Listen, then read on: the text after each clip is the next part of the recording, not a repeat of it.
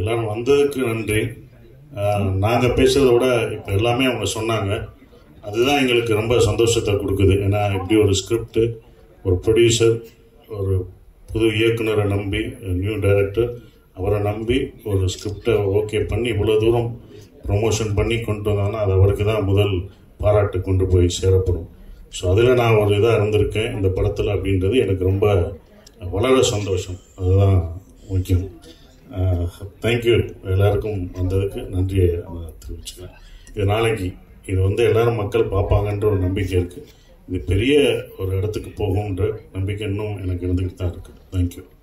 Thank you so much. Next, let us see what our director had to say. So, எல்லாருக்கும் hi. Tourist family நாளைக்கு May 1 release ஆகுது. படம் பார்த்துருப்பீங்க, உங்களுக்கு எல்லாருக்கும் பிடிச்சிருக்கும்னு நம்புகிறோம். முடிஞ்ச அளவுக்கு இதை எல்லாருக்கிட்டையும் கொண்டு போங்க. உங்கள் ஆடியன்ஸ் கிட்ட நீங்கள் ப்ளீஸ் இதை கொண்டு போய் ரீச் அவுட் பண்ணுங்கள். Thank you so much. Yes, thank you so much. Next we have our producers, Mr. Yuvraj and Mahesh. எல்லாருக்கும் ஹாய். இதுக்கு முன்னாடி நாங்கள் குட் நைட் அண்ட் லவ்வர்னு ஒரு படம் பண்ணியிருக்கோம். எனக்கு மலையாள சினிமாக்களை பார்த்து தான் தமிழில் மலையாள சினிமாக்கள் மாதிரி படங்களை கொண்டு வரணும்னு ஆசை. ஸோ மலையாளத்தில் இந்த படத்தை ரிலீஸ் பண்ணது எனக்கு பயங்கர ஹாப்பி. அதை சப்போர்ட் பண்ணி கொடுத்த ட்ரீம் பிக் ஃபிலிம்ஸ்க்கு ரொம்ப நன்றி.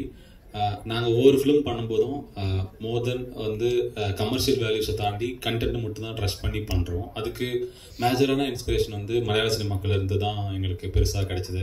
ஏன்னா ஒரு சின்ன ஐடியாஸை எவ்வளோ எஃபெக்டிவாக சொல்ல முடியுன்றது மலையாள சினிமாஸில் நிறைய படங்கள் ஹேண்டில் பண்ணியிருக்காங்க. எங்களுக்கு கும்லாங்கி நைட்ஸ் மாதிரி படங்களும், ஹோம் மாதிரி படங்களும், சுடானி ஃப்ரம் நைஜீரியா சொல்லிகிட்டே போகலாம். அவ்வளோ படங்கள் எங்களுக்கு பெரிய இன்ஸ்பிரேஷனாக இருந்திருக்கு.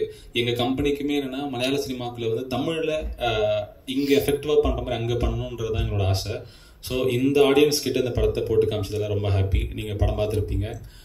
இந்த படம் உங்களுக்கு பிடிச்சிருந்தா சப்போர்ட் பண்ணுங்கள். ரொம்ப நன்றி. Thank you so much. We have one more producer. எல்லாருக்கும் வணக்கம். First of all very very thankful. அவங்க எல்லாருக்குமே ரொம்ப நன்றி. இவ்வளோ பெரிய ஒரு ரெஸ்பான்ஸ் இருக்கும் அப்படின்னு சொல்லிட்டு நான் நிஜமாகவே எக்ஸ்பெக்ட் பண்ணல. ஸோ நேற்று தான் நம்ம தமிழ்நாட்டில் ஒரு ப்ரீவியூ ஷோ போட்டிருந்தோம்.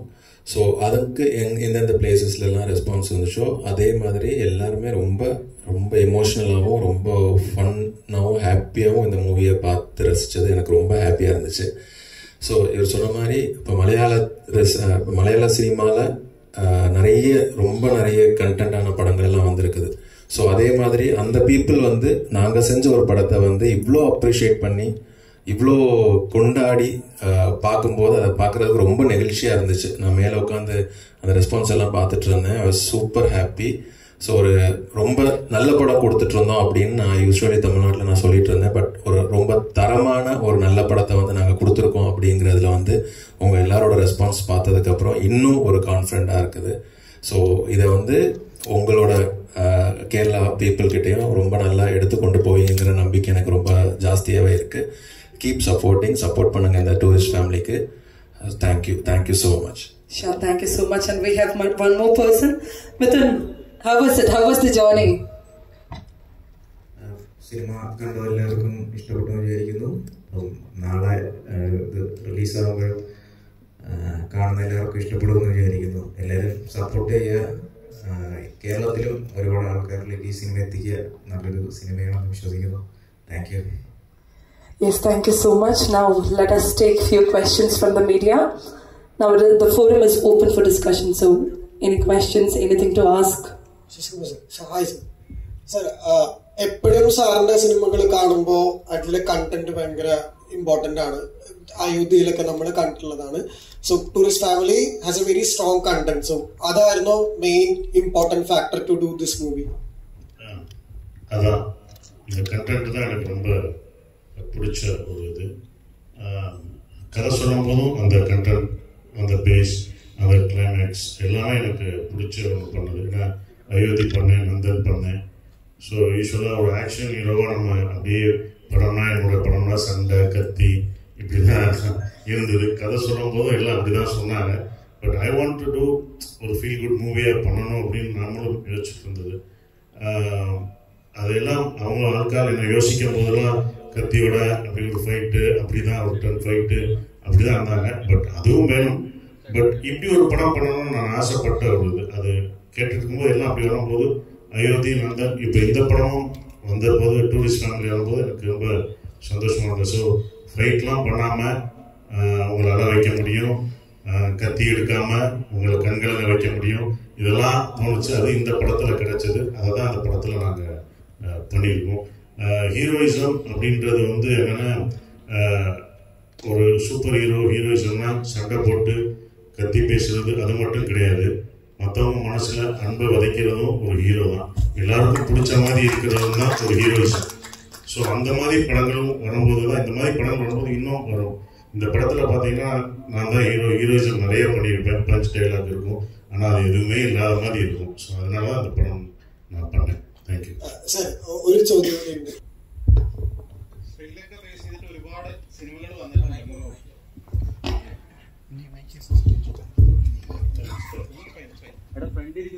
ശ്രീലങ്ക ബേസ് ചെയ്തിട്ട് ഒരുപാട് സിനിമകൾ മുമ്പ് വന്നിട്ടുണ്ട്.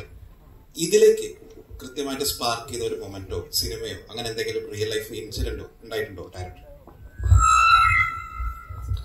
இது நிறைய இடத்துல நடந்த ஒரு விஷயம் தான்.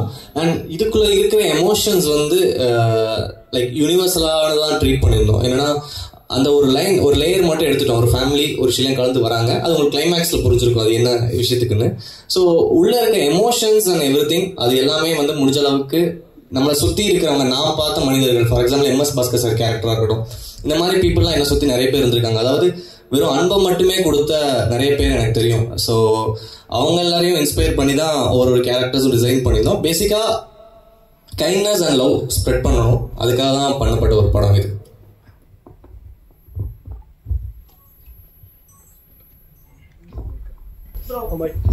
விஜய் ஃபேன்ஸா? அங்கேயும் யாருக்கு கொஞ்சம் விஜய் ரெஃபரன்ஸ் எல்லாம் இருக்கு.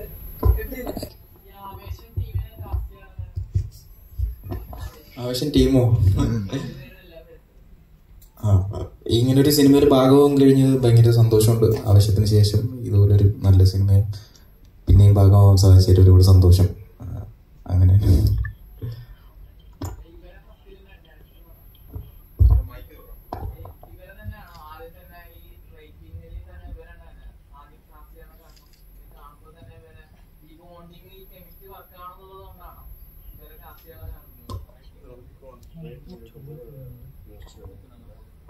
இல்லை ரைட்டிங் அப்போ மித்துன் மைண்டில் இல்லை. எல்லாரையுமே நாங்கள் ஆமாம் ஸ்கிரிப்ட் எழுதி முடிச்சுட்டு தான் எந்தெந்த கேரக்டருக்கு யார் கரெக்டாக இருப்பாங்களோ அவங்கள்ட்ட போகலான்னு சொல்லி பண்ணுது. மித்துன் தான் லாஸ்ட்டாக மூவிக்குள்ளே என்ட்ரான பர்சன். ஸோ லாஸ்ட்டாக மித்துன் கேரக்டர் தான் நாங்கள் யார் பண்ணலான்னு செக் பண்ணி அதுக்கப்புறம் டீம்லேருந்து காமிச்சாங்க மித்துன் ஃபோட்டோ. நாங்கள் அது முன்னாடி ஆடிஷன் பார்த்துருக்கோம், என்ஜாய் பண்ணியிருக்கோம். அகைன் எனக்கு மித்துன் ஃபோட்டோ வந்ததுன்னா சூப்பர், அவருடைய ஆடிஷன் பண்ணி பார்க்கலான்னு சொல்லிட்டு ஆடிஷன் பண்ணி அதுக்கப்புறம் மித்துன் உள்ளே வந்தார். அசிகுமார்ண்ணா ஆயிடா ஃபஸ்ட்டு படம் பண்ணல டைரக்டர் சார்கிட்ட வந்து நீங்கள் ஒரு வியந்து பார்த்த விஷயம் இவ்வளோ நாள் உங்கள் எக்ஸ்பீரியன்ஸில் ஏதாவது ஒரு சீன் சொல்லலையோ எக்ஸ்பிளைன் பண்ணலையோ பரவாயில்ல நல்லா இருக்கு உங்கள் ஒரு மைண்டில் ஒரு ஸ்பார்க் இருக்கும். அது அவர் சொன்ன நரேஷன் எனக்கு ரொம்ப பிடிச்சிருந்தது.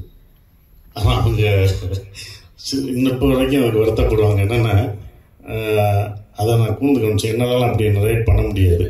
அப்போ அவங்க சொன்ன காமெடி, நீங்களாம் இவ்வளோ சிரிச்சிங்கல்ல, இவ்வளோ சிரித்து ரசிச்சிங்க எல்லாரும், நான் ஒரு ஷார்ட்டு கூட ஒரு சீன் கூட சிரிக்கலை. அப்படியே சிரிக்காமல் ரொம்ப அமைதியாக கேட்டேன். ப்ரொடியூசர் தான் சிரித்தார். ஃபீலிங்க்கு நான் ஃபீல் பண்ணல, இவர் தான் ஃபீல் பண்ணார். இல்லை சார், உங்களை எப்படியாச்சும் ஓகே பண்ணலான்னு சொல்லிட்டு நான் சிரிச்சிட்டு இருந்தேன். ஏன்னா நீங்கள் சிரிக்கவே இல்லை. நானும் டேரக்டர் வந்து விழுந்து நரேட் பண்ணுறாரு, பாட்டெல்லாம் போடுறாரு. நான் சரி ஓகே இவர் எமோஷனல் ஆக மாட்டாரு, சரி புஷ் பண்ணிவிடும், நான் சிரிக்கிறேன், அழுறேன், கல்லஞ்சக்காரரு, கொஞ்சம் கூட அடவும் இல்லை சிரிக்கவும் இல்லை. ஸோ நான் இப்போ சிரிக்கிறேன். அது அவர் சொல்லும்போது அந்த நரேஷன் ரசித்தேன். நான் உள்ளுக்குள்ளே சிரித்து எல்லாமே நான் இது பண்ணேன்.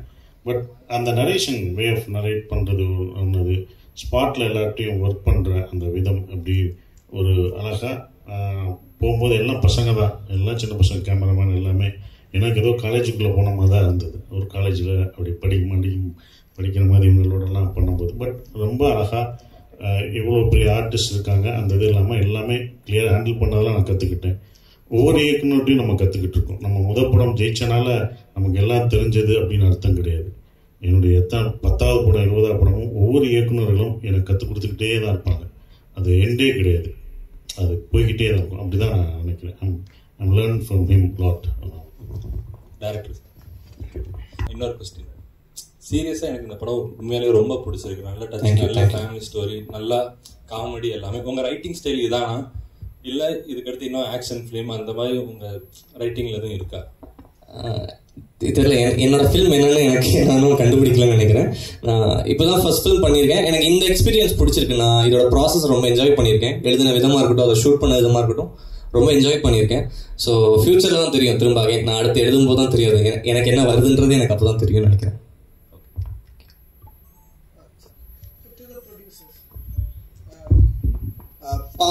பார்த்தப்பறம் ஹேட்ரிக் மாதிரி தெரியுது லவர் குட் நைட்க்கு அப்புறம். ஸோ எப்படி அந்த டிரெக்டரை சூஸ் பண்ணி சீன் ரோல்னு போட அந்த மேஜிக் எப்படி கிரியேட் பண்ண தெரியும்? இல்லை ஆக்சுவலி டைரக்டர் செலக்ட் பண்ணுறதுல ஸ்கிரிப்ட் தான் செலக்ட் பண்ணுறோம். என்டையராகவே ஸ்கிரிப்ட் கேட்குற ப்ராசஸில் ஸ்கிரிப்ட் ஒர்க்கர்ஸ்னா மட்டும் தான் நாங்கள் படம் பண்ணுறோம். ஸோ அவங்களுக்கு எக்ஸ்பீரியன்ஸ் அண்ட் வந்து முன்னாடி ஹிட் கொடுத்துருக்காங்களா, ஸோ அந்த மாதிரி எந்த ஒரு இதுவுமே இல்லை. ஸோ ஸ்கிரிப்ட் ஒர்க்கர்ஸ்னால் நாங்கள் படம் பண்ணுறோம். ஸோ எங்களுக்கு நான் பொதுவாகவே ஷானோட மியூசிக் வந்து பயங்கரமாக ரசித்து கேட்பேன். எனக்கு இளையராஜா சாருக்கு அப்புறம் வந்து ஷான் ரோல் தான் எனக்கு பர்சனலாகவே. ஸோ அவரோட மியூசிக் பிடிக்கிறதுனால நான் கதை கேட்கும்போதே அவர் மியூசிக் பண்ணால் அந்த படத்துக்கு எப்படி இருக்குன்னு தான் நான் வந்து கதையை கேட்பேன். ஸோ அவருமே அந்த கதைக்கு பயங்கரமாக ஒர்க் பண்ணிக்க நம்புகிறேன். ஸோ சுப்பிரமணியபுரம் வந்து ஒரு டெக்ஸ்ட் புக் மாதிரி தமிழ் சினிமாவில் இல்லை, இந்தியன் சினிமாவில். ஸோ அந்த சார்கிட்ட ஏதாவது கற்றுக்கிட்டேன் இந்த ரைட்டிங் ப்ராசஸ் எல்லாமே? ரைட்டிங் ப்ராசஸில் நான் பெருசாக இதாகலை. எனக்கு டைரக்ஷன் சைடில் சார் நிறைய டிப்ஸ் கொடுத்துருக்காரு. ஷூட்டிங் ஸ்பாட் அப்போவே நான் சில டைம் மோஸ்ட் ஆஃப் டைம் எல்லாம் கரெக்டாக போகும். பட் சில டைம் எங்கேயோ ஏதோ ஒன்று ஏதாவது தப்பு நடக்கிற மாதிரி இருக்கும்போது சார் வந்து சில விஷயங்கள் டிப்ஸ் கொடுப்பாரு. இதை இப்படி பண்ணு, இது இப்படி பண்ணினா இந்த விஷயம் கொஞ்சம் கரெக்டாக போகுன்ற மாதிரி சார் அவரோட இன்புட்ஸ் நிறைய கொடுத்துருக்காரு. ஸோ அப்படி தான் இருக்கும். ரைட்டிங்கில் இல்லை, டைரக்ஷனில் எனக்கு கொடுத்துருக்காரு. சார் எப்போ மலையாளத்தில் வந்து கம்பேக் கொடுக்க போகிறோம்? இந்த படம் நல்லா ஒன்னாலே கம்பேக் தான். இது நல்லா ஒன்னாலே இது என்னோட கம்பேக் தான். இது மலையாள சினிமாவில் இந்த கேரளா தியேட்டரில் இந்த டூரிஸ்ட் ஃபேமிலி தமிழில் இது சக்ஸஸ் ஆனாலே கம்பேக் தான். ஏன்னா இதுலேயும் கொஞ்சம் குறைச்சி மலையாளம் உண்டு. அதை மறந்துடாது. மாஸ்டர்ஸ் வந்தது இப்போ ஈஸி ஆயிடுச்சு. கண்டிப்பாக ஒரு கரெக்டாக அமையும் போது கண்டிப்பாக பண்ணுவோம். கண்டிப்பாக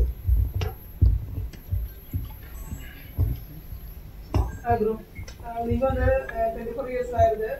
அதனால கேட்கிறேன், இந்த ஒரு கதையில முதல்ல நீங்க இந்த ஸ்ரீலங்கா விஷயம் அதுக்கு உள்ளே இந்த ஃபேமிலியை போடுற, அதோ இந்த ஃபேமிலிக்குள்ள அந்த விஷயம் போடுறேன், எப்படி வந்தது இந்த ரைட்டிங்ல இந்த ரெண்டு விஷயம்லாம்? இல்லை, பேசிக்கலி எனக்கு தெனாலி 2 பண்ணுற ஒரு பிளான் இருந்துச்சு. தெனாலி படத்தோட அந்த ஒரு ஸ்பின் ஆஃப் மாதிரி ஒன்று பண்ணலான்னு சொல்லி இருந்துச்சு. அப்போது ஒரு ஃபேமிலி அதுக்குள்ளே வச்சு எழுத ஆரம்பிச்சோன்னா வேற ஒரு கதை இந்த கிளைமேக்ஸ் நீங்கள் பார்த்துருப்பீங்களா, இதுக்கு சம்மந்தப்பட்ட மாதிரியான ஒரு லைன் ஒன்று இருந்துச்சு. ஸோ அதை நான் இதுக்குள்ளே சேர்ந்து மிக்ஸ் பண்ணி எழுத ஆரம்பித்தேன். ஸோ அப்போ ஒரு ஃபேமிலியை உள்ளே கொண்டு வந்து அதுக்கேற்ற மாதிரி எழுதும்போது தான் இந்த கதை கரெக்டாக ஃபார்ம் ஆச்சு. ഇപ്പൊ ഈ സിനിമയില് നോർമലി ഇപ്പോഴത്തെ ഒരു വലിയൊരു മാത്രമാണ്. അപ്പൊ ശരിക്കും ഈ സിനിമയിലും 2 രാജ്യങ്ങളിൽ ഉള്ള ആ ഒരു കുടിയേറ്റമാണ് പറയുന്നത്. അപ്പൊ അതിനകത്തുനിന്ന് ഈ ഇതിനകത്തൊരു ക്രിമിനൽ ആക്ടിവിറ്റി ഉണ്ട്. ഇതിനെ എങ്ങനെയാ കാണുന്നത് சார்? இது இது எதை பற்றியும் பேசுகிற இந்த படம் பேசுகிறது என்ன விஷயமா இருந்தாலும் ஹியூமனிட்டி தான் சார். ஃபர்ஸ்ட் ஹியூமனிட்டி இருந்தால் எல்லாமே வளர்ந்துடும் சார். ஒரு எந்த வன்முறைகளும் எதுவுமே இருக்காது. அந்த ஹியூமனிட்டியும் அந்த லவ்வும் மட்டும்தான் இந்த படம் பேசுது. அதை தான் நம்ம ஸ்ப்ரெட் பண்ணணும். அது கேட்குறாங்களோ கேட்கலையோ இல்லையோ, will spread humanity and will spread the love. அதுதான் இந்த மூவி பேசுது. அது മാറ്റം കൊടുക്കുമെன்ற നമ്പിക്ക தான் സാർ. ഈ പടം കഴിഞ്ഞതിന് ശേഷം കുട്ടി പയ്യനാണ് എല്ലാരും ചോദിക്കുന്നത് ഇവിടെ. കുട്ടി പയ്യനെ പറ്റി ഏതാவது സെറ്റിൽ ഏതാவது மெமரி இருக்கா? எல்லாருக்குமே மெமரி. நல்லா பாடும், சரியா நல்லா ஆடும். அப்புறம் அவர் டான்ஸ் இல்லாதையும் நான் தான் டான்ஸ் ஆடணும், நான் தான் பாடணும் அப்படின்னு சொல்லுவான். But is a good entertainer. இந்த கதையில் இருக்கும்போதே அந்த குட்டி ஒரு கதை சொல்லும்போது அந்த பையன் கேரக்டர் எனக்கு ரொம்ப பிடிச்சது. எப்போதுமே இவ்வளோ தூரம் இந்த படம் உங்களை சிரிக்க வச்சுக்கிட்டு சந்தோஷத்தோடு நாட்டுதுன்னா அந்த பையனோட அந்த என்டர்டெய்னர் ஒரு என்டர்டெய்னர் எப்போதுமே இருக்கும் எல்லா படத்துலையும் இருப்பாங்க. இந்த படத்தில் அந்த குட்டி பையன் தான் காமெடி பண்ணியிருக்கான். நாங்கள்லாம் கேரக்டர் ரோல்ஸ் பண்ணியிருக்கோம். எல்லாருமே கேரக்டர்ஸாக இருப்போம். அவர் காமெடியனா இந்த படத்தில் அந்த குட்டி பையன் இருக்கு. அதனால தான் வெளியில் வரும்போது அந்த பையன் ஞாபகம் உங்களுக்கு வருது. Thank you so much for that. With that, we'll wrap up the media session. And once again, എനിക്ക് തോന്നുന്നു ഒരുപാട് messages it have shown us the art of saying sorry, art of being truthful, and thank you so much once again. And all the very best. We all enjoyed the movie. Everybody spread your word.